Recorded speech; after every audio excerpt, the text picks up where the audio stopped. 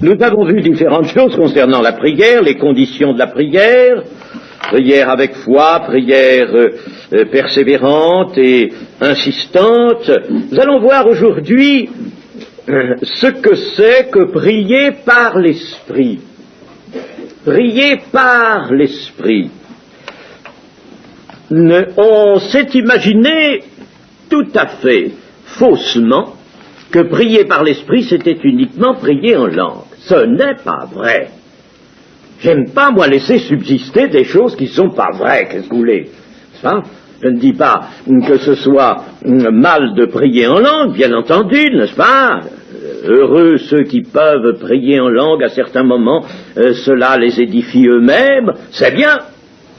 Mais si je prie tout le temps en langue, comment vais-je pouvoir présenter à Dieu des requêtes, des demandes, demander et l'on vous ouvrira, nous a dit Seigneur. Comment je peux demander si je parle en langue et que mon intelligence est stérile, comme dit l'apôtre Paul, c'est-à-dire que je ne sais pas ce que je dis. Je dis d'excellentes choses, n'est-ce pas, des mystères, mais je ne sais pas ce que je dis. Alors, regardez 1 Corinthiens 14, 1 Corinthiens 14, 13. C'est pourquoi que celui qui parle en langue prie pour avoir le don d'interpréter, car si je prie en langue, mon esprit est en prière, mais mon intelligence demeure stérile. Que faire donc? Je prierai par l'esprit, mais je prierai aussi avec l'intelligence, je chanterai par l'esprit, mais je chanterai aussi avec intelligence. Autrement, si tu rends grâce par l'esprit, comment celui qui est dans les rangs de l'homme du peuple répondra-t-il Amen à ton action de grâce, puisqu'il ne sait pas ce que tu dis?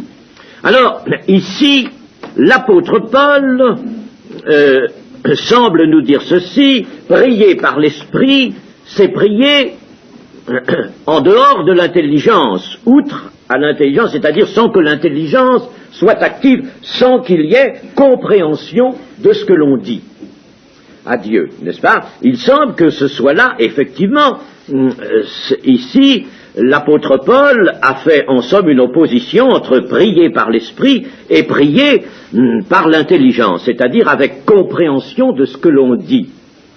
Mais en réalité, l'apôtre Paul a employé aussi l'expression de prier par l'esprit tout autrement.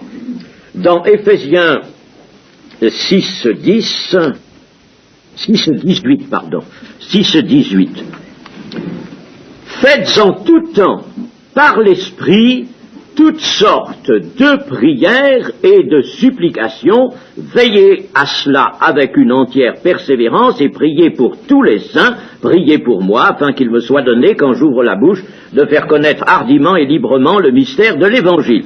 Priez en tout temps par l'esprit toutes sortes de prières et de supplications, et notamment pour les saints. Ce sont des prières, par conséquent, que je comprends, c'est des prières que mon intelligence va également, n'est-ce pas, nourrir. Il y aura un apport de mon intelligence, et pourtant ce sera par l'esprit, des prières par l'esprit. C'est-à-dire des prières qui vont être inspirées, guidées par le Saint-Esprit de Dieu, bien entendu. Dans Jude 20,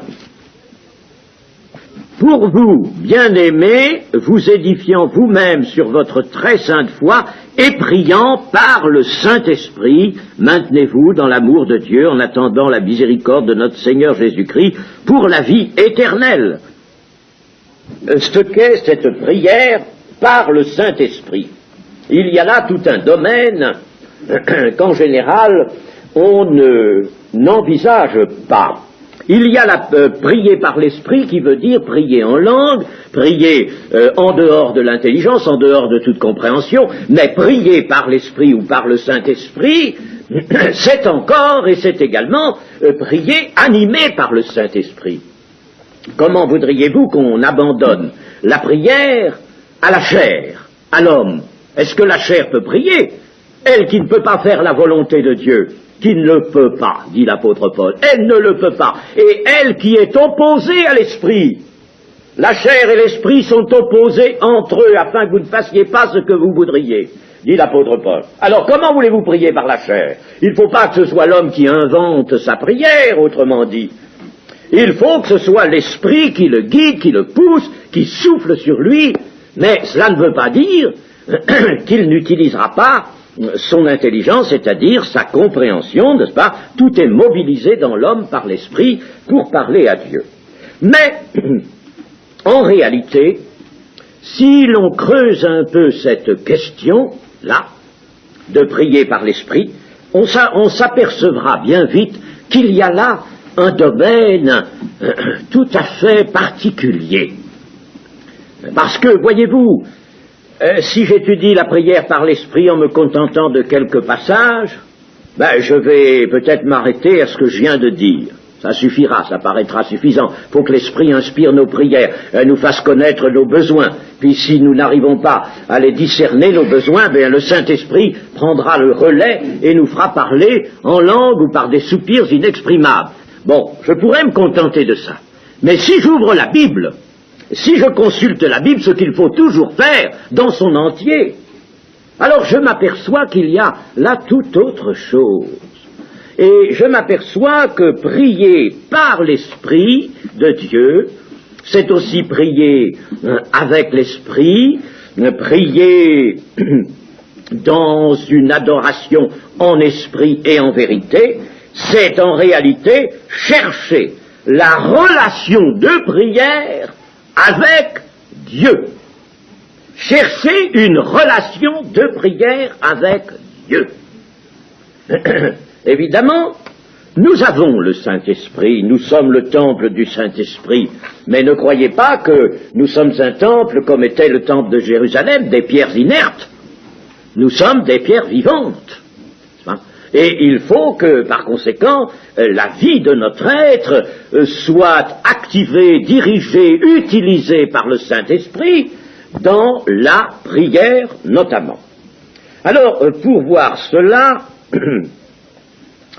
nous allons d'abord lire dans 1 Chronique 29. Comme je vous l'ai dit, l'Ancien Testament est indispensable. Indispensable, mes amis, à notre enseignement.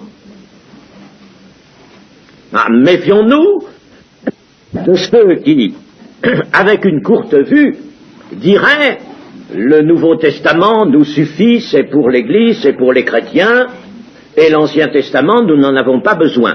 Ceux qui diraient ça seraient des aveugles, tout simplement des aveugles. Et je ne voudrais pas, chers amis, que nous fussions ici des aveugles. Nous avons besoin de l'Ancien Testament, Paul nous le dit bien. Alors, 1 Chronique 29, 10. Nous avons ici la prière de David. Et c'est une prière modèle. David était cet homme magnifiquement inspiré par le Saint-Esprit. Vous me direz, comment, mais il était dans l'Ancien Testament, dans l'Ancienne Alliance, bien sûr. Mais dans l'Ancienne Alliance, l'Esprit n'était pas répandu sur toute chair, mais il était répandu sur certains hommes. Et David était le roi prophète, ce chantre agréable à Dieu. Ah, il a commis une grande faute, oui. Eh bien que celui parmi nous qui n'a pas commis de faute lui jette la première pierre.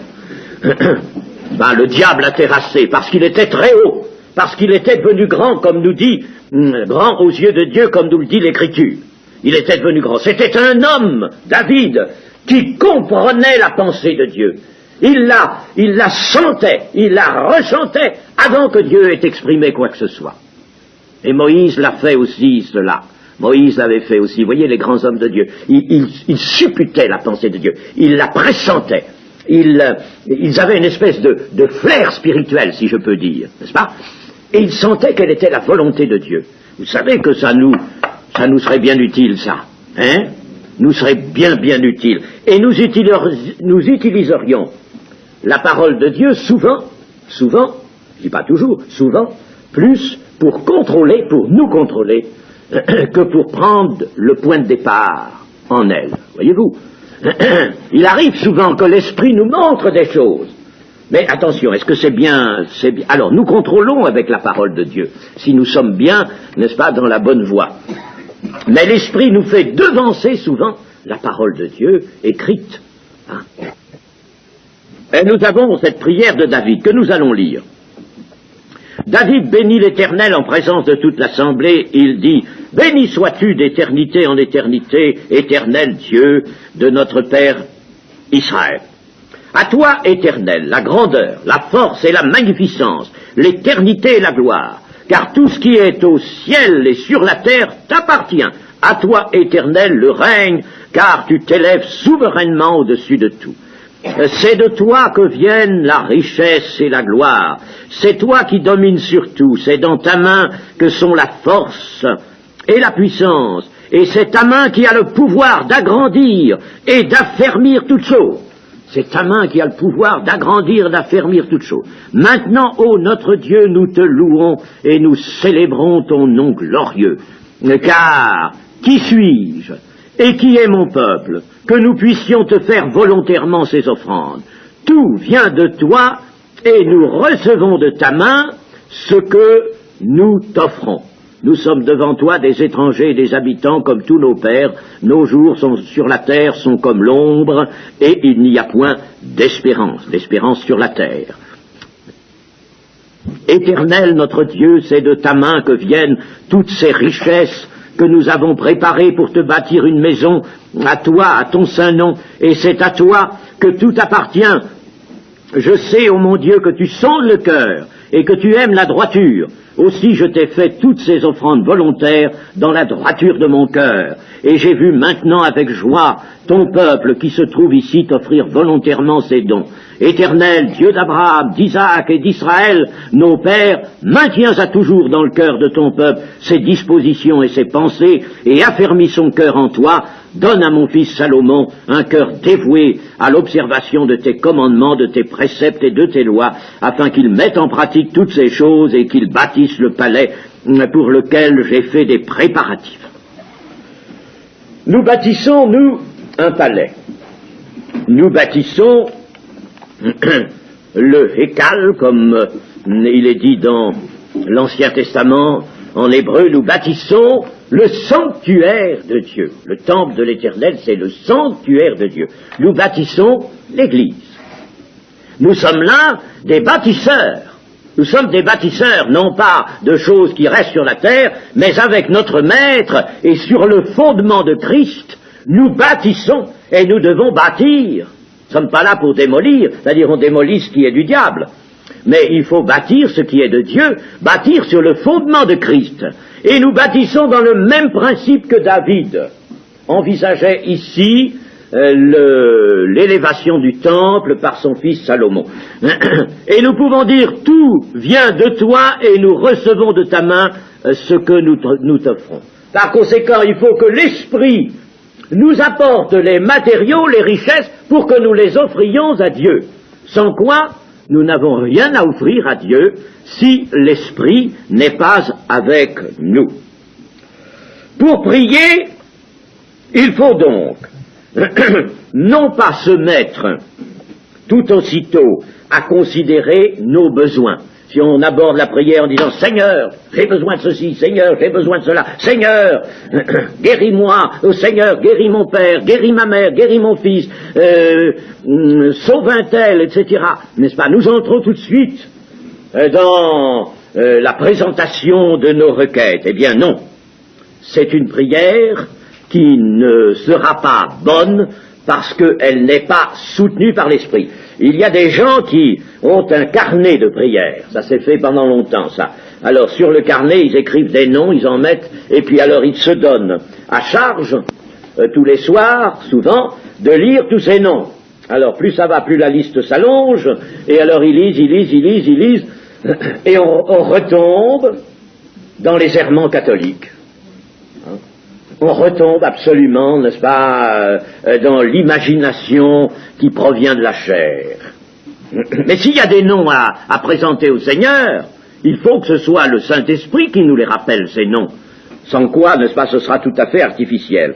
Alors, ne nous mettons pas tout aussitôt à considérer nos besoins, nos difficultés, nos craintes, mais d'abord, quand nous voulons prier, et il faut que nous prions souvent, eh bien, il faut comparaître devant Dieu, il faut s'élever vers Dieu.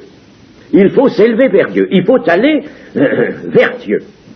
Et nous allons voir que aller vers Dieu, cela s'appelle, dans toute l'Écriture, je vous dis bien, pour étudier une chose, il faut prendre toute l'Écriture, cela s'appelle par différentes expressions. Cela s'appelle, notamment dans l'Ancien Testament, chercher ma face. Chercher ma face. Cela s'appelle aussi élever nos âmes à Dieu. Cela s'appelle aussi approchez-vous de Dieu et Dieu s'approchera de vous. Approchez-vous de Dieu. Si je ne fais pas cette approche de Dieu, eh bien je risque tout simplement de me trouver loin de lui et je ne parle pas vraiment à Dieu. Je ne suis pas dans les conditions de la prière par l'Esprit. Alors je vais parler, et c'est moi qui vais parler, n'est-ce pas? Je vais tirer de moi-même, de mes connaissances enregistrées dans la mémoire, je vais tirer sur tout cela, n'est-ce pas, les choses que je vais dire à Dieu. Et Dieu, lui, je ne suis pas venu vers lui. Alors il ne s'est pas approché. Si je ne m'approche pas, il ne va pas s'approcher. Mais si je m'approche, il s'approchera de nous. Et nous ne pouvons pas manquer d'être impressionnés. Impressionnés, il faut que nous soyons impressionnés, mes amis. Ce n'est pas seulement des choses qu'il faut retenir, il faut être impressionné, il faut être bousculé par la parole de Dieu. Impressionné de cette redite constante, à chercher ma face. Chercher continuellement ma face. Chercher continuellement ma face. Et cela, nous l'avons dans bien des textes, je vais en lire simplement quelques-uns, nous élever vers Dieu, chercher la face de Dieu. Prenons d'abord le Deutéronome 4.29. 4.29. Deutéronome 4.29.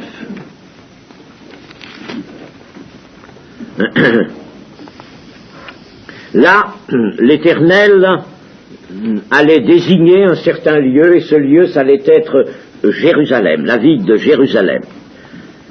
C'est de là aussi que tu chercheras l'Éternel, ton Dieu, et que tu le trouveras, si tu le cherches de tout ton cœur et de toute ton âme.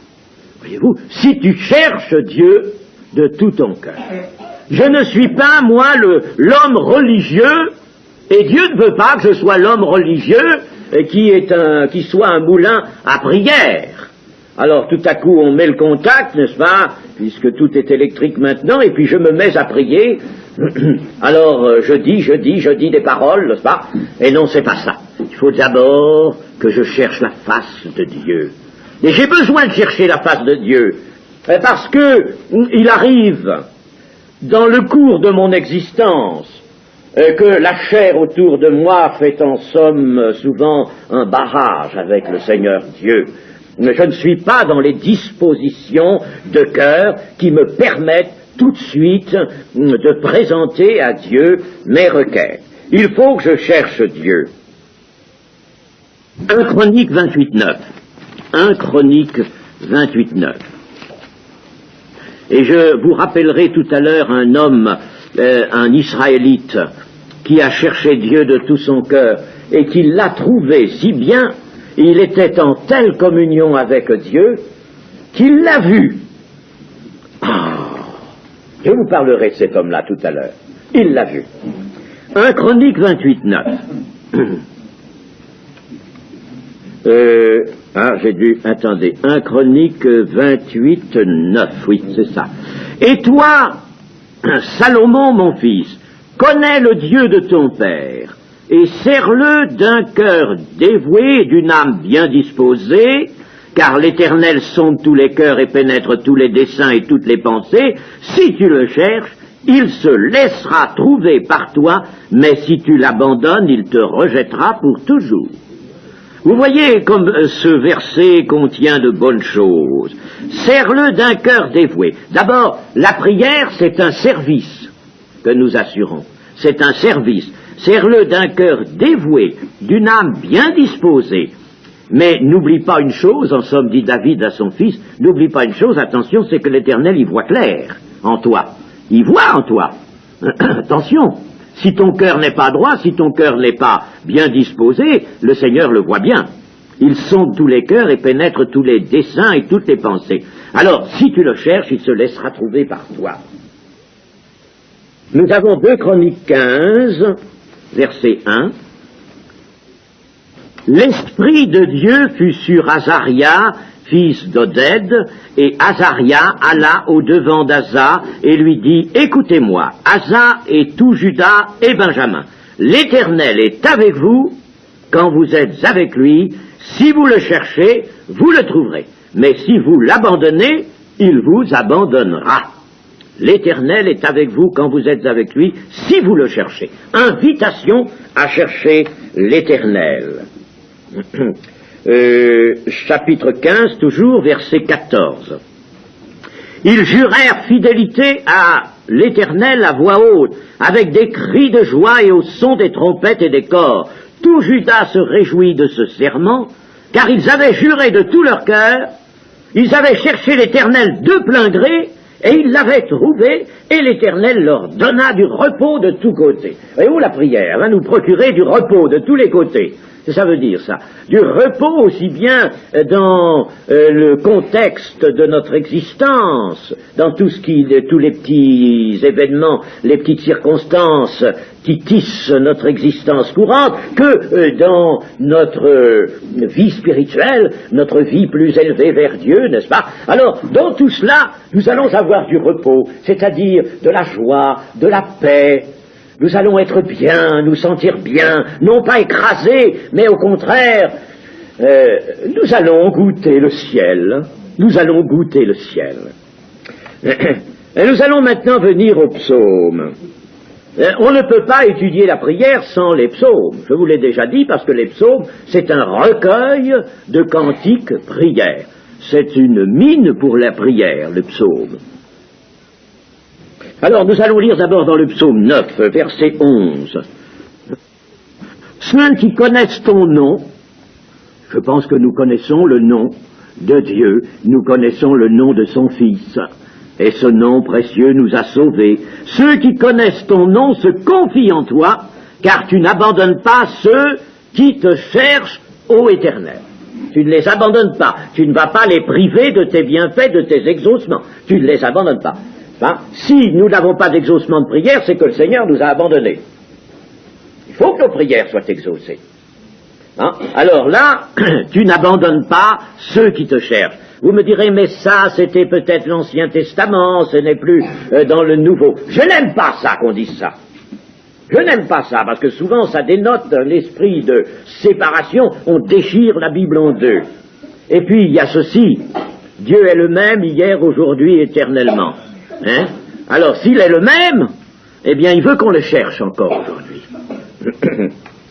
Nous avons maintenant le psaume 22. Le psaume 22. Psaume 22, verset 27. Les malheureux mangeront et se rassasieront. Ceux qui cherchent l'Éternel le célébreront. Que votre cœur vive à toujours. Voyez-vous, les malheureux qui vont chercher l'Éternel, eh bien, ils auront de quoi manger et ils seront rassasiés. Sur le plan du corps seulement, non. Nous pouvons, nous, facilement comprendre, et vous savez, il y a beaucoup d'élévations dans les psaumes, beaucoup de choses qui nous transportent tout de suite dans les régions de l'esprit. Les malheureux mangeront et se rassasieront. Nous sommes des malheureux. Non pas à certains égards, parce que nous sommes enfants de Dieu, mais nous sommes des malheureux sur cette terre, si vous voulez, parce que la terre est actuellement le séjour du malheur, mais nous sommes parmi les malheureux de la terre, les petits, les misérables, dont Dieu s'occupe, que Dieu transforme, c'est vrai, Mais nous sommes quand même encore là, parmi les malheureux de la terre. Eh bien, si nous sommes de ceux qui cherchent l'Éternel et qui le célèbrent, nous nous rassasierons de ses bienfaits, de ses exaucements de prière. Et notre cœur vivra, notre âme vivra, notre esprit vivra. Notre cœur dans l'Ancien Testament, c'est l'esprit. Dans le Nouveau, notre esprit vivra. Nous allons maintenant regarder le psaume 25. Je passe le joli psaume 23. N'est-ce pas, il aurait bien des choses à nous dire aussi, mais on le connaît beaucoup. Je passe sur lui et je vais au psaume 25. Psaume 25, verset 1. Éternel, j'élève à toi mon âme. Mon Dieu, je me confie en toi, que je ne sois pas couvert de honte, que mes ennemis ne se réjouissent pas à mon sujet. Tous ceux qui espèrent en toi ne seront point confondus. Ceux-là seront confondus qui sont infidèles sans cause. Éternel, fais-moi connaître tes voies, enseigne-moi tes sentiers. J'élève mon âme à Dieu. Voilà ce qu'il faut faire. Il faut commencer par élever son âme à Dieu. Et il faudrait prier autant que possible, quand vous le pouvez, la Bible ouverte, et souvent ouverte au livre des psaumes, dans le psautier. Ça vous fera du bien, vous pouvez l'ouvrir ailleurs aussi, mais la Bible ouverte, lire quelque chose, n'est-ce pas, ou penser intensément quelque chose de Dieu, une pensée qui vous sera venue dans le cœur, et élever votre âme à Dieu. Dans le christianisme, pendant un temps, on a beaucoup parlé de l'élévation de l'âme à Dieu. On n'en parle plus aujourd'hui. Pourquoi ça? Ça a disparu. Élever son âme à Dieu. Mais c'est une chose excellente. On a trop, voyez-vous, trop. D'une bonne chose, on en fait quelquefois une mauvaise. Nous, voilà comment nous sommes. D'une bonne chose, on en fait une mauvaise. Alors on dit, je suis baptisé en Saint-Esprit. Je suis le temple du Saint-Esprit. Alors on dit, j'ai plus besoin de chercher Dieu, je n'ai plus besoin d'élever mon âme puisque j'ai le Saint-Esprit là. C'est une erreur. Parce que le Saint-Esprit, nous pouvons très bien l'attrister. N'est-ce pas? Si nous n'entretenons pas notre relation avec Dieu, nous attristerons le Saint-Esprit. Psaume 24, verset 3.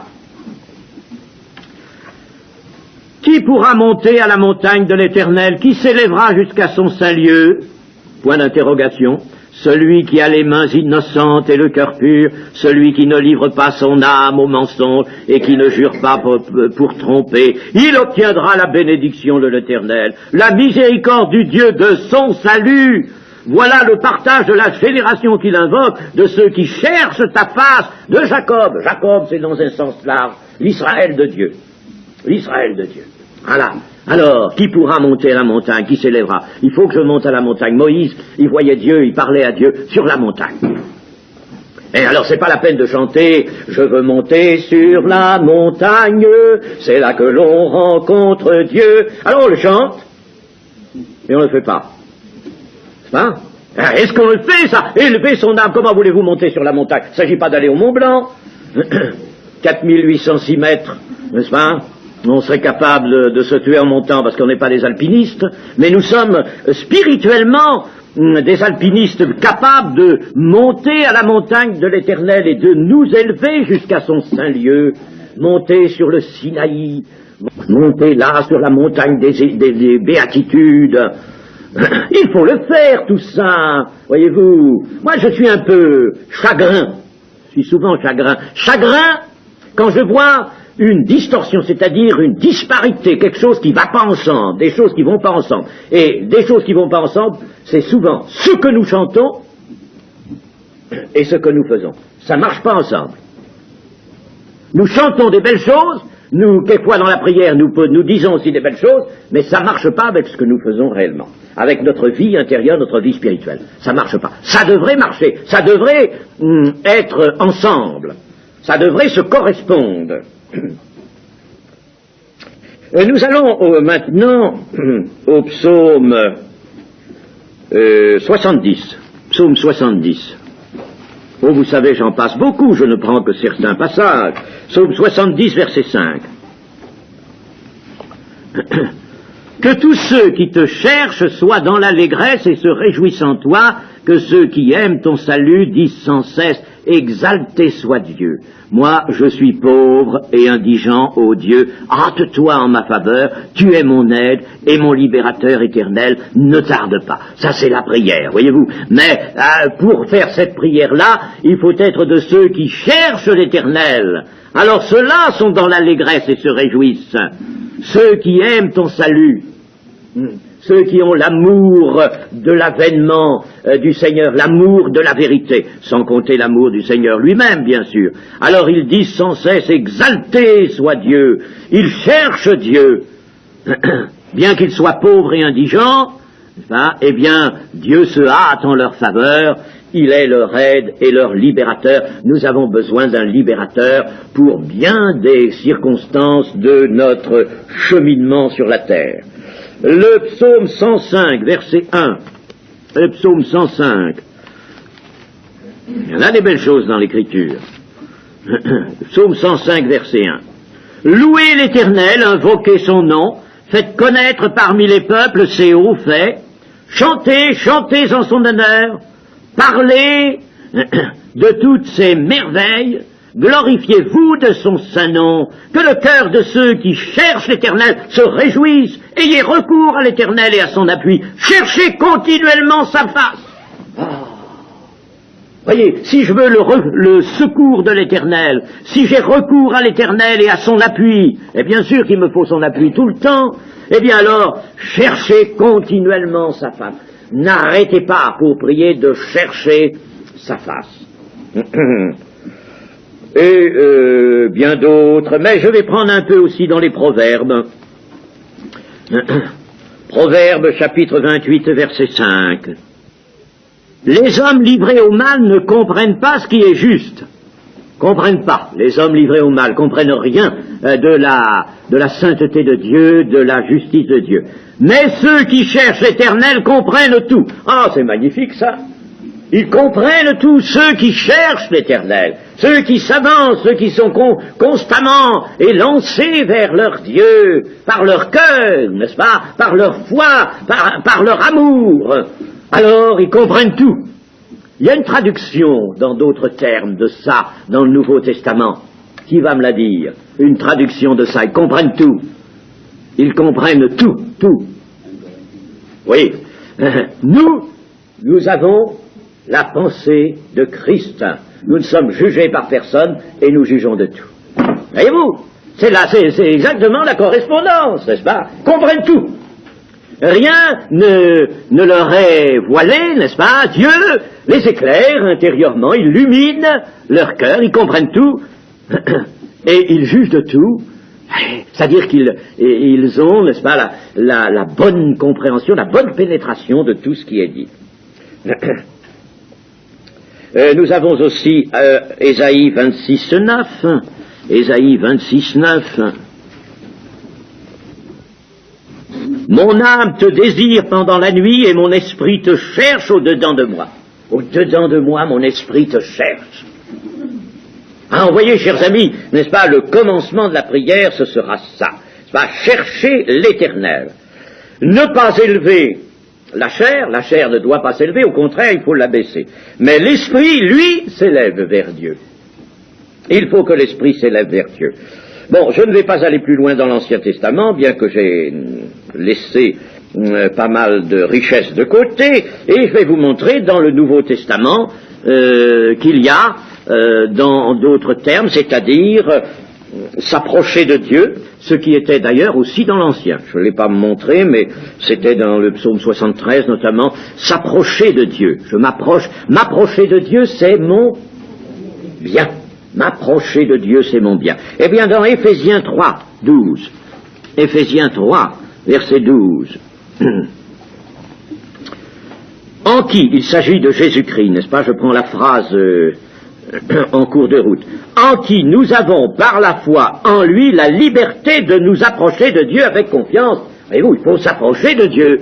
Nous avons la liberté de nous approcher de Dieu, mais c'est pas parce que nous sommes ici enfants de Dieu que nous allons, n'est-ce pas, nous dire, moi, je n'ai plus rien à faire, je ne bouge plus. Oui, alors si je ne bouge plus, eh bien, Dieu va s'éloigner, moi je vais m'éloigner de Dieu, nous allons, n'est-ce pas, nous trouver séparés. Jacques, dans son épître, Jacques nous dit, chapitre 4, verset 8, même on peut lire verset 7, soumettez-vous donc à Dieu, résistez au diable et il fuira loin de vous. Approchez-vous de Dieu et il s'approchera de vous. Approchez-vous de Dieu, il s'approchera de vous. Nettoyez vos mains, pécheurs, purifiez vos cœurs, hommes irrésolus, sentez votre misère, soyez dans le deuil et dans les larmes, que votre rire se change en deuil et votre joie en tristesse. Humiliez-vous devant le Seigneur et il vous élèvera, pour que vous sortiez précisément de tout ce marasme-là. N'est-ce pas? Il vous élèvera. Mais ça, c'est constant. Approchez-vous de Dieu, il s'approchera de vous. Et ceux qui font l'expérience de la prière soutenue, de la prière persévérante, de la prière qui jaillit là comme une force vers Dieu, une force de l'âme, eh bien, ils savent très bien que Dieu s'approche, Dieu s'approche, Dieu s'approche. Et je vous parlais d'un homme qui avait, un Israélite, un homme de l'ancienne alliance, qui avait cherché Dieu, et puis il l'a vu de ses yeux. Il l'a vu tellement Dieu s'est approché de lui. Il l'a vu. Qui c'est cet homme-là? Eh bien, cet homme-là, il s'appelle Nathanaël. Nathanaël, c'était un jeune homme israélite, plein de désir de s'approcher de Dieu, désir d'être vraiment l'homme pieux que Dieu aime. Alors, comme d'autres, il était venu au Jourdain. Là, il avait trouvé Jean-Baptiste, et puis tous ceux qui étaient autour de lui, tous ses disciples, et il était resté là avec Jean-Baptiste, et très probablement, on peut même dire certainement, il a été baptisé du baptême de repentance par Jean-Baptiste, qui baptisait, n'est-ce pas, au Jourdain. Il a été baptisé, et alors, à un certain moment, il avait quitté toute la cohue, si on peut dire, tous ces gens qui entouraient Jean-Baptiste, et il s'était éloigné dans la campagne. Et là, au-delà de la vallée du Jourdain, il y avait un désert qu'on appelait le désert de Juda. C'était un endroit qui était pierreux, il n'y avait pas grand-chose, c'était pas absolument nu, et il poussait des arbres, des plantes sauvages, et notamment des oliviers qui étaient... des figuiers, je veux dire, qui étaient en très grand nombre. Enfin, les figuiers, vous voyez, ça pousse dans les murs, ça pousse partout. Enfin, alors, il était là, il s'était écarté, puis il était tout seul, absolument tout seul, dans la campagne. Et là, il avait élevé son âme à Dieu, il avait cherché l'Éternel, se mettant à l'abri de la chaleur sous le figuier. Et là, il avait eu son temps de communion intense, de recherche de l'Éternel. Et il avait senti que l'Éternel était venu dans son âme, dans son cœur. Il avait senti la présence de l'Éternel. Il l'avait senti là, tout près de lui. Peut-être l'Éternel lui avait-il dit quelque chose, dit dans son cœur quelque chose. Et puis, il revient, il regagne le Jourdain. Et alors voici que Philippe lui dit, écoute, viens, nous avons trouvé celui dont Moïse a parlé, n'est-ce pas, nous avons trouvé le Messie. Avons trouvé le Messie. Le Messie, c'est Jésus de Nazareth. Jésus de Nazareth, oh, que me dis-tu là? De Nazareth, rien de bon ne peut venir. Rien de Nazareth. C'était, vous savez, ce qu'on colportait de bouche à oreille comme ça, n'est-ce pas, à ce moment-là. C'était un préjugé stupide. Mais Nazareth était cette bourgade, en somme, méprisée de toute la renommée. Alors, de Nazareth, tu veux qu'il vienne quelque chose de bon de là? Hein? Non, c'est pas possible, ça. C'est pas possible. Eh bien, écoute, lui dit Philippe, viens et vois. Tu verras bien. Viens quand même. Et Nathanaël s'approche. Et quand Jésus le voit, il dit, voilà un Israélite dans lequel il n'y a point de fraude, il n'y a point de tromperie. Lui-là, il est pur de tromperie, il est sincère, il est droit de cœur. Voilà un Israélite. Alors, Nathanaël, étonné, dit à Jésus, mais la première fois que je te vois, d'où me connais-tu? Comment tu peux me connaître? Comment me connais-tu pour dire ça, que je suis un homme qui n'est point de fraude, n'est point de tromperie en moi? Alors Jésus lui dit, quand tu étais sous le figuier, je t'ai vu. Ah, mais j'étais loin de toute vue humaine, loin, et c'était plusieurs heures avant, c'était peut-être la veille même, ou l'avant-veille. Quand tu étais sous le figuier, je t'ai vu. Et Nathanaël, qu'est-ce qu'il avait senti sous le figuier? L'approche de Dieu. Oh, tu es vraiment le Fils de Dieu. Tu es le Fils de Dieu. Ah, là c'est extraordinaire. Il voit dans la personne de Jésus celui dont il avait senti la présence en esprit. Chers amis, croyez que c'est pas merveilleux ça? Vous croyez que ça nous parle pas ça? Et vous croyez que ça ne nous dit pas que, bien sûr, nous n'allons pas chercher, nous, une vue, c'était vraiment une circonstance magnifique, exceptionnelle que celle de Nathanaël, mais cela nous instruit, tout nous instruit dans l'Écriture. Il n'y a pas une circonstance qui ne soit pour nous une direction, un guide, une invitation. Alors, si nous cherchons l'Éternel, comme avait fait ce jeune Israélite avec tout son cœur, et le Seigneur Jésus rend témoignage de lui qu'il n'y avait pas de fraude, c'est-à-dire qu'il avait un cœur pur. C'est ça qu'on appelle le cœur pur. Il était pécheur comme les autres. La preuve, c'est que il dit sur Jésus une parole qui n'est pas bonne, n'est-ce pas? Mais il avait le cœur droit, le cœur pur. Et Dieu aime ces gens-là. Parce qu'il peut faire quelque chose avec ces gens-là. Comprenez? Alors, c'est extraordinaire, n'est-ce pas?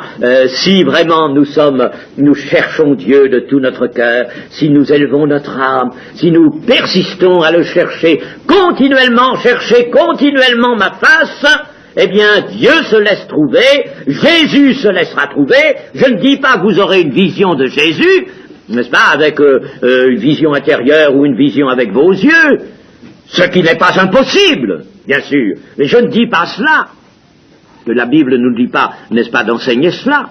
Mais nous aurons une telle sensation, un tel sentiment, une telle relation de notre être avec le Jésus qu'il sera présent, vraiment présent. Moi, je me rappelle des moments où je faisais ce geste-là parce que je croyais le prendre par le bras, le toucher, tellement je sentais présent là.